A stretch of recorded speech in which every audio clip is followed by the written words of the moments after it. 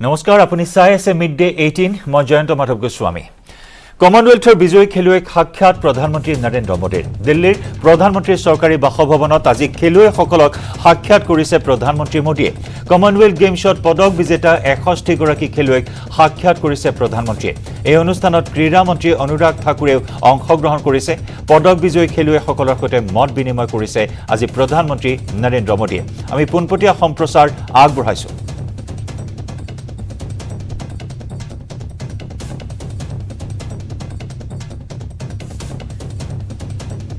আমি দৃশ্য দেখুৱাইছো প্ৰধানমন্ত্ৰীৰ বাসভৱনত 61 গৰাকীকৈ খেলুৱৈ যি খেলুৱে সমগ্ৰ দেশবাসীৰ গৌৰৱান্বিত কৰি তুলিছে কমনৱেলথ গেমছত 61টা পদক আজুৰি আনি চতুৰ্থ স্থান দখল কৰিছে ভাৰতে আৰু এই 61 গৰাকী দেশৰ গৌৰৱৰ সৈতে আজি একেলগে মত বিনিময় কৰিছে প্ৰধানমন্ত্ৰী নৰেন্দ্ৰ মোদীয়ে ক্ৰীড়া মন্ত্ৰী অনুৰাগ ঠাকুৰ উপস্থিত আছে এই অনুষ্ঠানত আমি আগবঢ়াইছো এই মুহূৰ্তত পোনপটীয়া সম্প্ৰচাৰ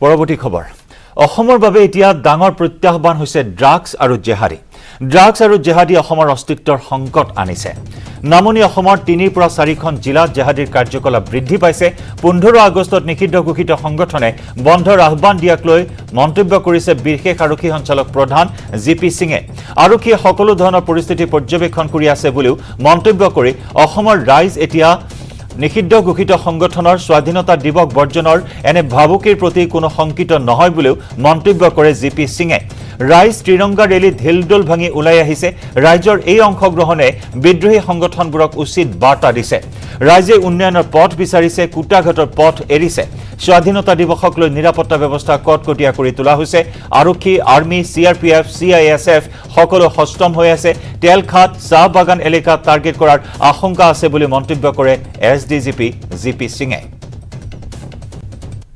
ভিতৰত যিখিনি আমি দেখিছো যে 1 বছৰ 1.5 বছৰ অসমৰ সন্মুখত এতিয়া ডাঙৰ চ্যালেঞ্জ হ'ল ড্ৰাগছ আৰু জেহাদী এক্টিভিটি যদি এনেকুৱা কোনোবা নিষিদ্ধ ঘোষিত সংগঠনে বন্ধ কল দিয়ে নে কিবা কুঠাঘাতমূলক কাৰ্যসূচী হাতত ল'ব বিচাৰে তেতিয়া অসম আৰক্ষীয়ে সেইটোৰ পৰা বিপথে পৰিচালিত হ'বলৈ কাৰণ তেওঁলোকৰ এটেনশ্যনটো তেতিয়া ডাইভাৰ্ট হৈ যায় কিছুমান নিষিদ্ধ ঘোষিত যিখিনি আমাৰ সংগঠন আছে সেইটোৰ পৰা এটা বন্ধৰ কল আহিছে 15 তাৰিখৰ কাৰণে আৰু আমাৰ যেটো বন্ধ নহলে তেনেকুৱা কুঠাঘাতমূলক ঘটনাৰ ইতিহাসটো যদি আপোনালোকে দেখে তেতিয়া গম পায় যে তেওঁলোকে অইল সেক্টৰ টি সেক্টৰ লিংগুইষ্টিক মাইনৰিটি এইবোৰক সদায় টাৰ্গেট কৰে সো আমি হেতু ৰিভিউ কৰিছো কিন্তু মই এটা ভাবিছো যে যেনেকৈ সেই মানুহে প্ৰভাত ফেৰি তুলাইছে হেতুৰ পৰা দেখা যায় যে মানুহ এতিয়া উন্নয়নৰ পথত যাব বিচাৰিছে আৰু কুঠাঘাতৰ ৰাস্তাটো তেওঁলোকে এৰিব বিচাৰিছে আৰু আমিও হেতু বিচাৰিছো মৰিগাঁৱত ধৰ্ষণৰ অভিযোগত গ্ৰেপ্তাৰ কৰা হৈছে এটা কিশোৰক গ্ৰেপ্তাৰ কৰা কিশোৰটিক জুভেনাইল হোমলৈ ইতিমধ্যে প্ৰেৰণ কৰা হৈছে উল্লেখযোগ্য যে এগৰাকী বিবাহিতা মহিলাক ধৰ্ষণ কৰাৰ অভিযোগ উত্থাপন হৈছে আন 3 কিশোৰৰ সৈতে মিলি ধৰ্ষণ কৰাৰ অভিযোগ শ্মশানলৈ নি 10 দিন পূৰ্বে ধৰ্ষণ কৰাৰ অভিযোগ উত্থাপন হৈছে মৰিগাঁও থানাত ভুক্তভোগী মহিলাগৰাকীয়ে ৰুজু কৰে গোচৰ আৰু সেই গোচৰৰ ভিত্তিত ইতিমধ্যে এটা কিশোৰক গ্ৰেপ্তাৰ কৰা হৈছে কিন্তু এতিয়াও পলাতক হৈ আছে আন 3 অভিযুক্ত কিশোৰ এই ঘটনাক কেন্দ্ৰ কৰি মৰিগাঁৱত তীব্ৰ চাঞ্চল্য বিৰাজ কৰিছে 10 দিন পূৰ্বে এগৰাকী বিবাহিতা মহিলাক শ্মশানলৈ নি 4 কিশোৰে মিলি দলবদ্ধভাৱে ধৰ্ষণ কৰে এক চাঞ্চল্যকৰ ঘটনা সন্মুখলৈ আহিছে 10 দিন পূৰ্বতে সংঘটিত হৈছে এই ঘটনা ভুক্তভোগী মহিলাগৰাকীয়ে গোচৰ ৰুজু কৰাত আৰক্ষীয়ে ইতিমধ্যে এটা অভিযুক্ত কিশোৰক গ্ৰেপ্তাৰ কৰি জুভেনাইল হোমলৈ প্ৰেৰণ কৰা হৈছে কিন্তু পলাতক আন 3 অভিযুক্ত কিশোৰ এই ঘটনাক কেন্দ্ৰ কৰি বৰ্তমান তীব্ৰ প্ৰতিক্ৰিয়া অব্যাহত আছে মৰিগাঁৱত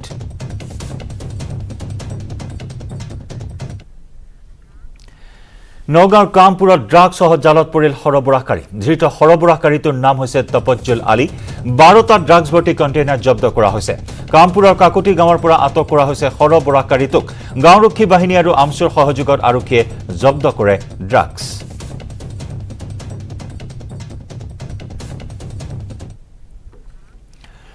ভাড়াঘৰৰ ক্ষেত্ৰতো আৰোপ হ'ল জিএছটি ঘৰ ভাড়া লৈ ব্যৱসায় কৰা সকলে দিব লাগিব জিএছটি এই ক্ষেত্ৰত আদায় দিব লাগিব 18% GST। বাণিজ্যিক কমপ্লেক্স প্ৰতিষ্ঠানৰ ক্ষেত্ৰতহে প্ৰযোজ্য হ'ব বৰ্ধিত GST। ব্যক্তিগত ভাড়াঘৰৰ ক্ষেত্ৰত প্ৰযোজ্য নহয় GST। আমি পুনৰবাৰ জনাইছো ভাড়াঘৰৰ ক্ষেত্ৰত GST আৰোপ কৰা হৈছে 18% GST আদায় দিব লাগিব। ঘৰ ভাড়া লৈ ব্যৱসায় কৰা লোকসকলে দিব লাগিব এই GST। লগতে পঞ্জীয়ন হ'ব লাগিব GSTত এইসকল ব্যৱসায়ীৰ নাম পঞ্জীয়ন হ'ব লাগিব আৰু তাৰ পিছত প্ৰযোজ্য হ'ব এই প্ৰক্ৰিয়া। এই ক্ষেত্ৰত আদায় দিব লাগিব 18% GST।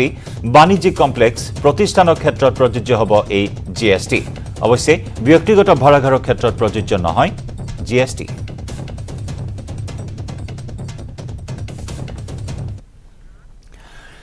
এনপিপিৰ কেইবাজনো শীৰ্ষ নেতাই শেহতীয়াকৈ তৃণমূল কংগ্ৰেছত যোগদান কৰা কেন্দ্ৰ কৰি প্ৰতিক্ৰিয়া প্ৰকাশ কৰিছে মেঘালয় মুখ্যমন্ত্ৰী কনৰাড চাংমাই। ৰাজ্যখনত তৃণমূল কংগ্ৰেছৰ উন্নতি হৈছে নেকি বুলি সোধা সাংবাদিকৰ এটা প্ৰশ্নৰ উত্তৰ দিলে মুখ্যমন্ত্ৰীজনে। যদি আন দলৰ পৰা 10-12 জন নেতা নিজৰ দললৈ আহি উন্নতি কৰা বুলি কয় তেন্তে তেওঁলোকে নিশ্চয় উন্নতি কৰিছে। কিন্তু একে সময়তে 6 মাহ পূৰ্বে টিএমচিত যোগদান কৰা 30-ৰ পৰা 40% নেতাই দল ত্যাগ কৰা বুলি উল্লেখ কৰে মুখ্যমন্ত্ৰীয়ে। দলটোৰ আন 5-6 জন নেতাৰো আন দলৰ সৈতে কথা বতৰা চলি থকা বুলি উল্লেখ কৰে। টিএমচিয়ে কংগ্ৰেছৰ ঠাইত বিৰোধীৰ স্থান দখল কৰিবলৈ চেষ্টা চলাই থকা বুলি মন্তব্য কনৰাড চাংমাৰ।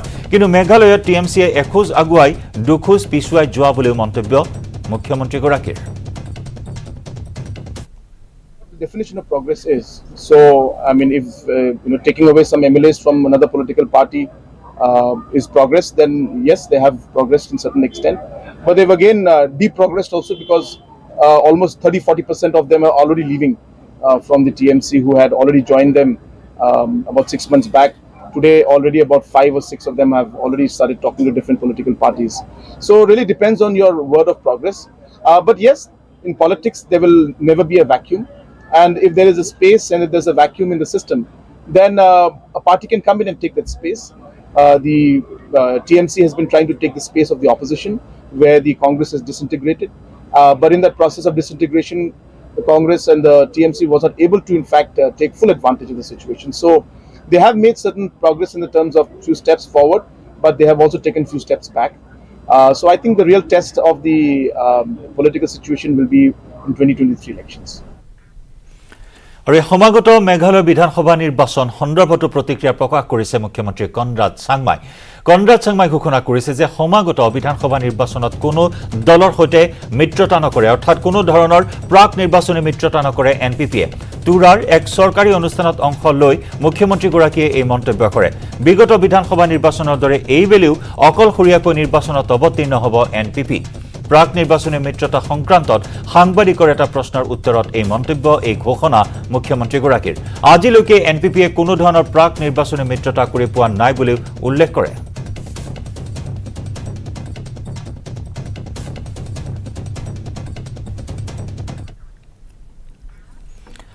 আৰু ইতিমধ্যে আমি জনাইছো যে কমনৱেলথৰ বিজয়ী খেলুৱৈক সাক্ষাৎ কৰিছে আজি প্ৰধানমন্ত্ৰী নৰেন্দ্ৰ মোদীয়ে। দিল্লীৰ প্ৰধানমন্ত্ৰীৰ চৰকাৰী বাসভৱনত খেলুৱৈসকলক সাক্ষাৎ কৰিছে মোদীয়ে। কমনৱেলথ গেমছত পদক বিজেতা 61গৰাকী খেলুৱৈক সাক্ষাৎ কৰিছে প্ৰধানমন্ত্ৰীগৰাকীয়ে।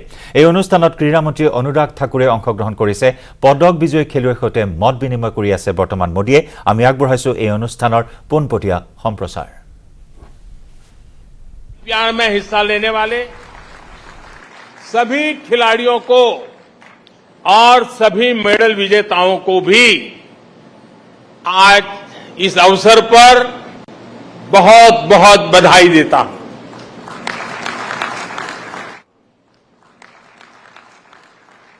साथियों, कॉमनवेल्थ गेम्स शुरू होने से पहले मैंने आप सभी से कहा था, एक प्रकार से वादा किया था कि जब आप लौटेंगे तो हम सब मिलकर के विजयोत्सव मनाएंगे। मेरा एक कॉन्फिडेंस था कि आप विजयी होकर के आने वाले हैं और मेरा एक मैनेजमेंट भी था कि मैं जरूर कितनी ही व्यस्तता होगी आप लोगों के बीच समय निकालूंगा और विजयोत्सव मनाऊंगा। आज ये विजय के उत्सव का ही अवसर है। अभी जब आपसे मैं बात कर रहा था तो मैं वो आत्मविश्वास, वो हौसला देख रहा था और वही आपकी पहचान है। वही आपकी पहचान से जुड़ चुका है। जिसने मेडल जीता वो भी, और जो आगे मेडल जीतने वाले हैं वे भी आज प्रशंसा के पात्र है। साथियों, वैसे मैं आपको एक बात और बताना चाहता हूं। आप सभी तो वहां मुकाबला कर रहे थे, लेकिन हिंदुस्तान में क्योंकि टाइम डिफरेंस रहता है, यहां करोड़ों भारतीय रत जगा कर रहे थे। देर रात तक आपके हर एक्शन, हर मूव पर देशवासियों की नजर थी।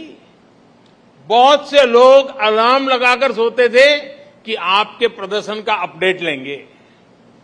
कितने ही लोग बार बार जाकर चेक करते थे कि स्कोर क्या हुआ है, कितने गोल, कितने पॉइंट हुए। खेलों के प्रति इस दिलचस्पी को बढ़ाने में, यह आकर्षण बढ़ाने में आप सबकी बहुत बड़ी भूमिका है और इसके लिए आप सभी बधाई के पात्र हैं। साथियों, इस बार का जो हमारा प्रदर्शन रहा है उसका ईमानदार आकलन सिर्फ मेडल की संख्या से संभव नहीं है। हमारे कितने खिलाड़ी इस बार नेक टू नेक कम्पीट करते नजर आए, ये भी अपने आप में किसी मेडल से कम नहीं है। ठीक है कि 0.1 सेकंड, 0.1 सेंटीमीटर का फासला रह गया होगा, लेकिन उसे भी हम कवर कर लेंगे, ये मेरा आपके प्रति पूरा विश्वास है। मैं इसलिए भी उत्साहित हूं कि जो खेल हमारी ताकत रहे हैं उनको तो हम मजबूत कर ही रहे हैं, हम नए खेलों में भी अपनी छाप छोड़ रहे हैं। हॉकी में जिस प्रकार हम अपनी लेगेसी को फिर हासिल कर रहे हैं, उसके लिए मैं दोनों टीमों के प्रयास, उनकी मेहनत, उनके मिजाज, उसकी बहुत बहुत सराहना करता हूं, भूरी भूरी प्रशंसा करता हूं। पिछली बार की तुलना में इस बार हमने 4 नए खेलों में जीत का नया रास्ता बनाया है। लॉन बाउल से लेकर एथलेटिक्स तक अभूतपूर्व प्रदर्शन रहा है। इस प्रदर्शन से देश में नए खेलों के प्रति युवाओं का रुझान बहुत बढ़ने वाला है। नए खेलों में हम इसी तरह अपना प्रदर्शन और सुधारते चलना है। मैं देख रहा हूं पुराने सारे चेहरे मेरे सामने हैं। शरद हो, किदाम्बी हो, सिंधु हो, सौरभ हो, मीराबाई हो, बजरंग हो, विनेश, साक्षी, आप सभी सीनियर एथलीट्स ने उम्मीद के मुताबिक लीड किया है, हर एक का हौसला बुलंद किया है। और वहीं हमारे युवा एथलीट्स ने तो कमाल ही कर दिया है। गेम्स की शुरुआत से पहले मेरी जिन युवा साथियों से बात हुई थी, उन्होंने अपना वादा पूरा निभाया है। जिन्होंने डेब्यू किया है उनमें से 31 साथियों ने मेडल जीते हैं। ये दिखाता है कि आज हमारे युवाओं का कॉन्फिडेंस कितना बढ़ रहा है। जब अनुभवी शरद डोमिनेट करते हैं और अविनाश, प्रियंका और संदीप पहली बार दुनिया के श्रेष्ठ एथलीट को टक्कर देते हैं, तो नए भारत की स्पिरिट दिखती है। स्पिरिट ये कि हम हर रेस में, हर कंपटीशन में अड़े हैं, तैयार खड़े हैं। एथलीट्स के पोडियम पर एक साथ 2-2 स्थान पर तिरंगा की ओर सलामी देते भारतीय खिलाड़ियों को हमने कितनी बार देखा है। और साथियों, अपनी बेटियों के प्रदर्शन से तो पूरा देश गदगद है। अभी जब मैं पूजा से बात कर रहा था, मैंने उल्लेख भी किया, पूजा का वो भावुक वीडियो देख सोशल मीडिया के माध्यम से कहा भी था कि आपको माफी मांगने की जरूरत नहीं है, आप देश के लिए विजेता हैं, बस अपनी ईमानदारी और परिश्रम में कभी कमी नहीं छोड़नी है।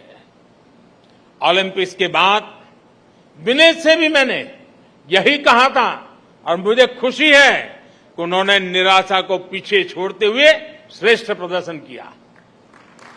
बॉक्सिंग हो, जूडो हो, कुश्ती हो, जिस प्रकार बेटियों ने डोमिनेट किया वो अद्भुत है। नीतू ने तो प्रतिद्वंदियों को मैदान छोड़ने पर ही मजबूर कर दिया।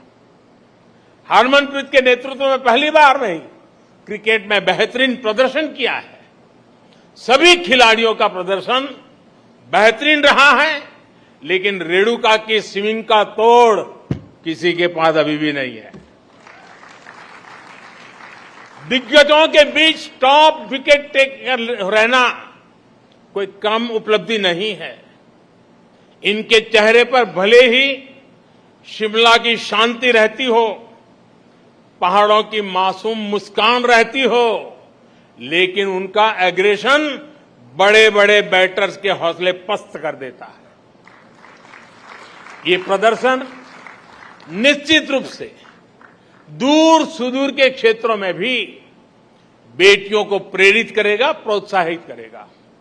साथियों, आप सभी देश को सिर्फ एक मेडल नहीं, सिर्फ सेलिब्रेट करने का, गर्व करने का अवसर ही देते, ऐसा नहीं है, बल्कि एक भारत श्रेष्ठ भारत की भावना को आप और सशक्त करते हैं। आप खेल में ही नहीं, बाकी सेक्टर में भी देश के युवाओं को बेहतर करने के लिए प्रेरित करते हैं। आप सभी देश को एक संकल्प, एक लक्ष्य के साथ जोड़ते हैं, जो हमारी आजादी की लड़ाई की भी बहुत बड़ी ताकत थी। महात्मा गांधी, नेताजी सुभाष चंद्र बोस, मंगल पांडे, तात्या टोपे, लोकमान्य तिलक, सरदार भगत सिंह, चंद्रशेखर आजाद, अशफाक उल्लाह खां, रामप्रसाद बिस्मिल, अनगिनत सेनानी, अनगिनत क्रांतिवीर, जिनकी धारा अलग थी लेकिन लक्ष्य एक था। रानी लक्ष्मीबाई, जलकारी बाई, दुर्गा भाभी, रानी चेन्नम्मा, रानी गाइडिंलियो और वेलु नचियार जैसी अनगिनत वीरांगनाओं ने हर रूढ़ी को तोड़ते हुए आजादी की लड़ाई लड़ी। बिरसा मुंडा हो, अल्लूरी सीताराम राजू हो, गोविंद गुरु हो, जैसे अनेक महान आदिवासी सेनानियों ने सिर्फ और सिर्फ अपने हौसले, अपने जज्बे से इतनी ताकतवर सेना से टक्कर ली थी। डॉक्टर राजेंद्र प्रसाद, पंडित नेहरू, सरदार पटेल, बाबा साहब आम्बेडकर, आचार्य विनोबा भावे, नानाजी देशमुख, लाल बहादुर शास्त्री, श्यामा प्रसाद मुखर्जी जैसे अनेक विभूतियों ने आजाद भारत के सपनों को पूरा करने के लिए जीवन खपा दिया। आजादी की लड़ाई से लेकर आजाद भारत के नवनिर्माण में जिस तरह से पूरे भारत ने एकजुट होकर प्रयास किया, उसी भावना से आप भी मैदान में उतरते हैं। आप सभी का राज्य, जिला, गांव, भाषा भले कोई भी हो, लेकिन आप भारत के मान, अभिमान के लिए, देश की प्रतिष्ठा के लिए अपना सर्वश्रेष्ठ प्रदर्शन करते हैं। आपकी भी प्रेरणा शक्ति तिरंगा है, और तिरंगे की ताकत क्या होती है, ये हमने कुछ समय पहले यूक्रेन में देखा है। तिरंगा युद्ध क्षेत्र से बाहर निकलने में भारतीयों का ही नहीं, बल्कि दूसरे देशों को, लोगों के लिए भी सुरक्षा कवच बन गया था। साथियों, बीते समय में हमने दूसरे टूर्नामेंट्स में भी बेहतरीन प्रदर्शन किया है। वर्ल्ड एथलेटिक्स चैंपियनशिप में हमारा अब तक का सबसे सफलतम प्रदर्शन रहा। वर्ल्ड अंडर 20 एथलेटिक्स चैंपियनशिप में भी बहुत प्रशंसनीय प्रदर्शन रहा है। इसी प्रकार वर्ल्ड कैडेट रेसलिंग चैंपियनशिप और पैरा बैडमिंटन इंटरनेशनल टूर्नामेंट्स, इसमें भी कई नए रिकॉर्ड बनाए गए हैं। ये भारतीय खेल के लिए निश्चित रूप से उत्साह और उमंग का समय है। यहां अनेक कोच भी हैं, कोचिंग स्टाफ के मेंबर्स भी हैं और देश के खेल प्रशासन से जुड़े साथी भी हैं। इन सफलताओं में आपकी भूमिका भी बेहतरीन रही है। आपकी भूमिका बहुत महत्वपूर्ण होती है। लेकिन ये भी तो मेरे हिसाब से शुरुआत है। हम संतोष मान करके चुप बैठने वाले नहीं हैं। भारत के खेलों का स्वर्णिम काल दस्तक दे रहा है। दोस्तों, मुझे खुशी है खेलो इंडिया के मंच से निकले अनेक खिलाड़ियों ने इस बार बेहतरीन प्रदर्शन किया है। टॉप्स का भी पॉजिटिव प्रभाव देखने को मिल रहा है। नए टैलेंट की खोज और उनको पोडियम तक पहुंचाने के हमारे प्रयासों को हमें और तेज। আৰু এনেদৰে প্ৰধানমন্ত্ৰীৰ চৰকাৰী বাসভৱনত সদ্য সমাপ্ত কমনৱেলথ গেমছৰ বিজয়ী খেলুৱৈসকলৰ সৈতে মত বিনিময় কৰিছে প্ৰধানমন্ত্ৰী মোদীয়ে। এই অনুষ্ঠানৰ পোনপটীয়া সম্প্ৰচাৰ আমি পুনৰ আগবঢ়াম, কিন্তু তাৰ পূৰ্বে মিড ডে 18ত লৈছো আন এটি চমু বাণিজ্যিক বিৰতি।